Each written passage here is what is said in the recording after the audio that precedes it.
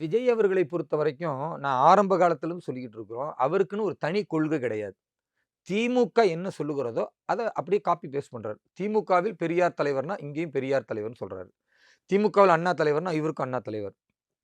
திமுக வந்து நீட்டை எதிர்த்தால், இவரும் நீட்டை எதிர்க்கிறார்.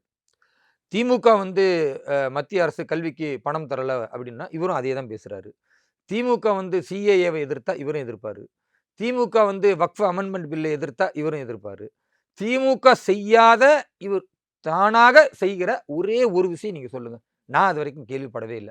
அப்ப திமுக சொல்லுவதையே சொல்லக்கூடிய ஒருவர், ஆனா அங்க திமுக விட நல்லா செஞ்சுருவோம் அப்படின்னா, அதுதான் ஒண்ணு இருக்குப்பா. ஒரிஜினல் ஒண்ணு இருக்கும் பொழுது, நீ எதுக்கு ஜெராக்ஸ் வேல பார்க்குற? உனக்குன்னு ஒரு சித்தாந்தம், உனக்குன்னு ஒரு கொள்கை இருந்தா சொல்லலாமே தவிர, எவ்வளோ காலம் தான் பாயாசம், பாசிசம் அப்படின்னு பேசுறதோ, அல்லது சினிமா மாதிரி பாட்டு பாடிக்கிட்டு, அதெல்லாம் ரசிகர்களாக தொண்டர்கள் ரசிப்பார்கள். அவருடைய கட்சியினராக இப்ப புதுசா வந்திருக்கிற அவரு படத்த பார்த்த ரசிகர்கள் வந்து ரசிப்பாங்களே தவிர, மக்கள் ரசிக்கணும்னா, மக்களுடைய விஷயத்த டச் பண்ணணும். இல்ல மக்களுடைய பக்கம் அவர் விஷயத்துல போயிட்டாரு. கவின் மக்கள் கவின் பிரச்சனைய கொல்லப்பட்டார்ல, அதுக்கு திரு விஜய் என்ன பண்ணாரு? அதுக்கு ஏதாவது பதில் பேசினாரா? அல்லது சாதிய ரீதியான மோதலுக்கு ஏதாவது பதில் சொல்லியிருக்கிறாரா? மக்களின் பிரச்சனைக்காக எத்தன விஷயத்துல போய் கலந்து நிற்கிறார்?